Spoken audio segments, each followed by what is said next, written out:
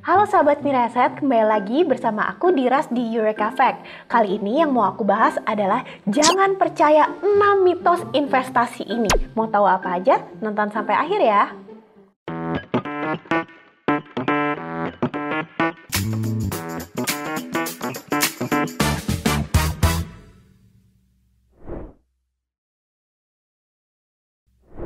Mitos investasi yang pertama, harga saham A sudah turun banyak nih, ini gak bakalan mungkin turun lagi, jadi waktunya beli. Ini dibantah oleh Peter Lynch, seorang investor senior dan juga senior mutual fund manager Amerika. Beliau sempat bekerja di Fidelity Investment dari tahun 1977 sampai 1990, dan pada saat itu dana yang dikelola itu annual return-nya mencapai 29%, menjadikan Fidelity sebagai mutual fund terbaik di dunia.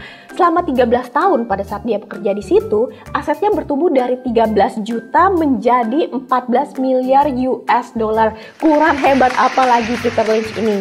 Nah, beliau pada awal masa bekerjanya di Fidelity sempat membeli saham Kaiser Industry. Landasannya nih, ini udah turun harganya dari 26 terkoreksi jadi 16 dolar. Ya masa sih bakal turun lagi? Nggak mungkin lah, kan perusahaannya gede. Akhirnya dia entry di harga 16 dolar. Sayangnya setelah 6 bulan harganya menjadi 4 dolar aja. Sakitnya itu di sini sahabat Miraset. Kemudian atas dasar dia merasa yang penting nggak mungkin bangkrut perusahaannya karena perusahaan ini nggak ada hutangnya, terlikuidasilah ternyata Kaiser Industry, yang menjadikan ini pelajaran berharga untuk Peter Lynch.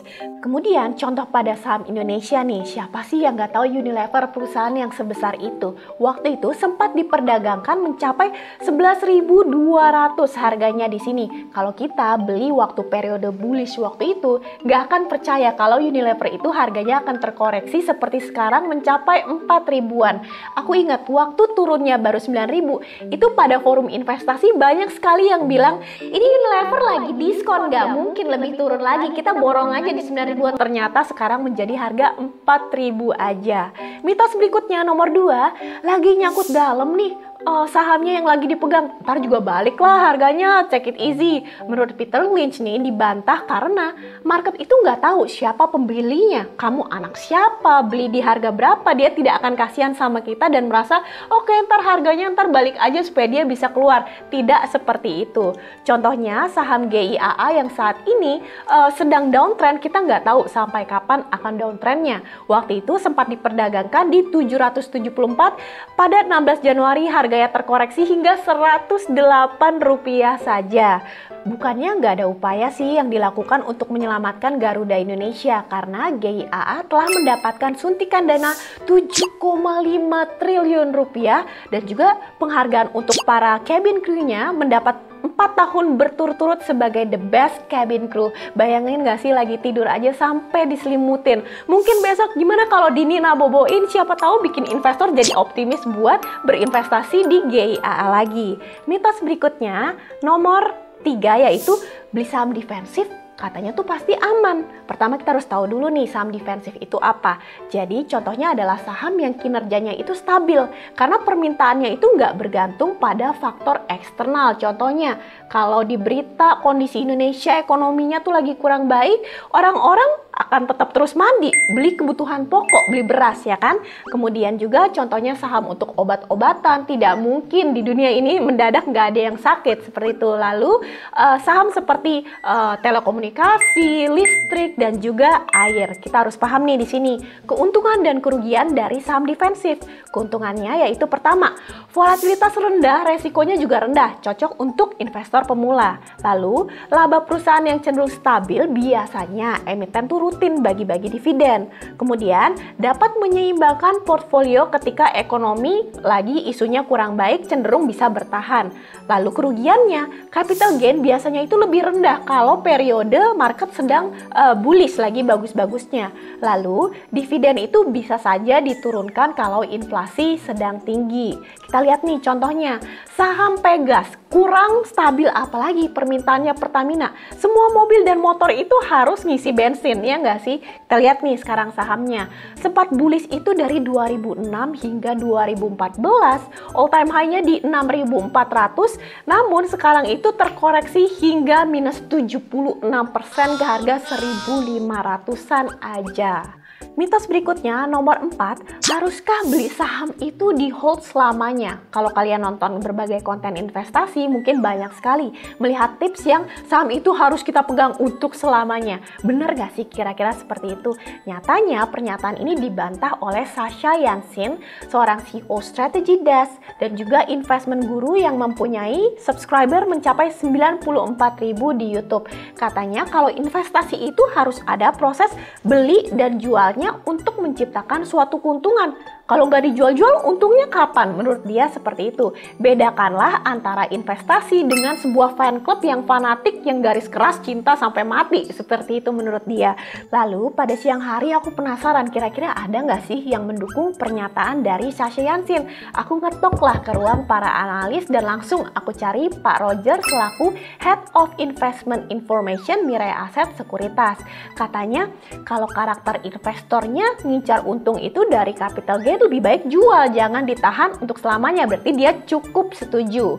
Tapi nggak bisa dikatakan salah juga nih buat orang yang mau hold selamanya. Biasanya karakter investornya cenderung lebih terorientasi pada keuntungan dari dividen aja. Gimana nih menurut pendapat kalian sahabat Mirai Asset? Misalnya kalian beli saham yang valuasinya murah, alirannya kan fundamental nih, beli di harga Rp500, sebenarnya harganya harusnya itu 1.000. Kalau target kalian di awal itu 8 tahun investasi, namun ternyata dalam kurun waktu 1 tahun aja udah naik jadi 1.300 gitu. Apakah kalian akan tetap hold garis keras untuk selamanya? Atau kalian setuju dengan Sasha Yansin? Bisa komen di bawah beserta alasannya. Berikutnya, mitos nomor 5 yaitu menunggu waktu yang tepat untuk mulai investasi. Siapa di sini yang tunda-tunda terus untuk investasi? Siapa tahu takut sama isu COVID lagi tinggi. Ntar aja deh, lalu ada isu resesi, takut juga mulainya, atau mungkin merasa modalnya kurang banyak, entarlah tunggu banyak. Mitos ini dibantah oleh seorang YouTuber yang juga ahli dalam personal finance bernama Nate O'Brien. Dengan subscriber 1,3 juta, dia bilang mulai investasi itu justru baik dengan modal yang kecil namun rutin. Contohnya kita di sini masukin aja 50.000 per bulan. Bulan depan masukin lagi 50.000, karena lebih baik dikit-dikit lama-lama jadi sebukit daripada mulainya udah sebukit nanti jadi ambyar.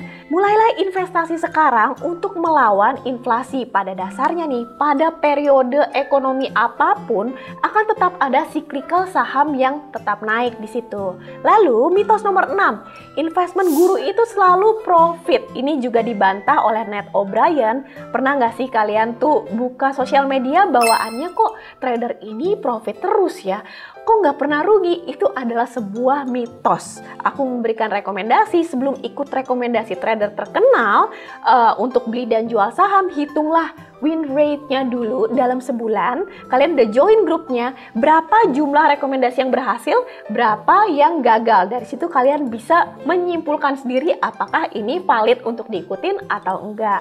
Bahkan investor sekelas Warren Buffett pun bisa salah loh beli saham, karena waktu itu ketika COVID baru mulai muncul, dia borong gede-gedean saham penerbangan, menyebabkan dia harus cut loss dan mengalami kerugian 5 miliar US dollar. Dari sini kita tahu moral of story-nya.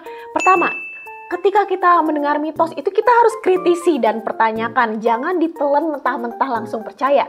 Lalu, Peter Lynch tidak lagi membeli saham hanya karena udah terkoreksi relatif banyak. Ini sahamnya eksis, udahlah turun dikit, pasti nggak mungkin turun lagi. Dia belajar dari pengalamannya. Selain itu, Peter Lynch juga sudah belajar untuk stop loss. Menurut dia, begitu mengetahui bahwa posisi trading itu salah, langsung keluarlah secepatnya. Jangan diharap-harap atau didoakan, udahlah ntar juga balik lagi ke harga belinya, itu belum tentu terjadi.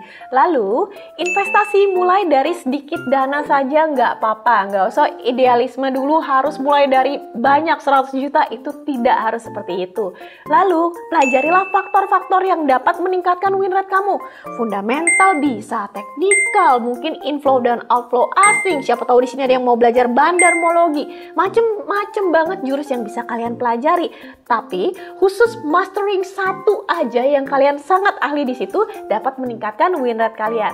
Gimana sahabat Pireset? Mitos mana yang tadinya kalian percaya namun sekarang oh iya juga ya, nggak percaya lagi lah? Bisa komen cerita ke aku di bawah. Sampai sini dulu Eureka Fact kali ini. Kalau kalian rasa infonya bermanfaat, jangan lupa dijempolin dan di subscribe ya. Saya Diras undur diri dari Eureka Fact. Sampai ketemu lagi di episode berikutnya. Dadah!